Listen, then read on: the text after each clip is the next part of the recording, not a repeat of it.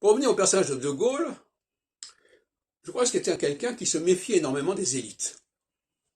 Et d'ailleurs, le fait qu'en 62, il soit revenu sur l'esprit de la Constitution de la République en 58, en proposant le suffrage universel, c'est le fait de donner le pouvoir à la base, et non pas à une élite politique, comme c'était prévu en 58 pour l'élection de président de la République. Donc De Gaulle, il ne faut pas s'y tromper. Alors c'est évident, le problème est là. Si vous vous trompez dans vos analyses, après tout est faussé. Si vous dites De Gaulle, c'est l'expression de l'homme supérieur que l'on reconnaît, etc., c'est faussé. C'est pas du tout comme ça que ça se passe.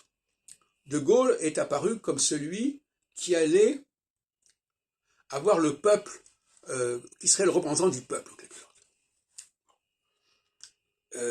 D'où le référendum de 61, d'où le changement de la Constitution en 62, etc.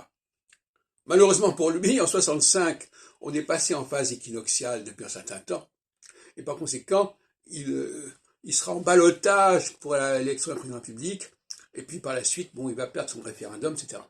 Donc, on ne peut pas dire que la phase équinoxiale lui ait été favorable. Or, la phase équinoxiale, c'est celle où on reconnaît la valeur de ceux qui sont supérieurs. Ça peut paraître paradoxal, mais ce n'est pas le cas de De Gaulle, en l'occurrence.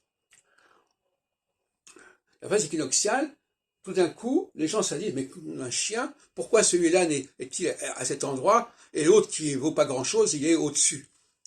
Et bon. Donc la phase équinoxiale, finalement, elle est colonisatrice quelque part, puisqu'elle reconnaît que ceux qui sont les plus élevés doivent être au-dessus. Et la phase solsticiale, elle est décolonisatrice, et ça a donné les mouvements d'indépendance de 56, de 61, 62, etc. Donc ça correspond à des processus neurobiologiques qui font que les populations reconnaissent ou ne reconnaissent pas l'échelle verticale.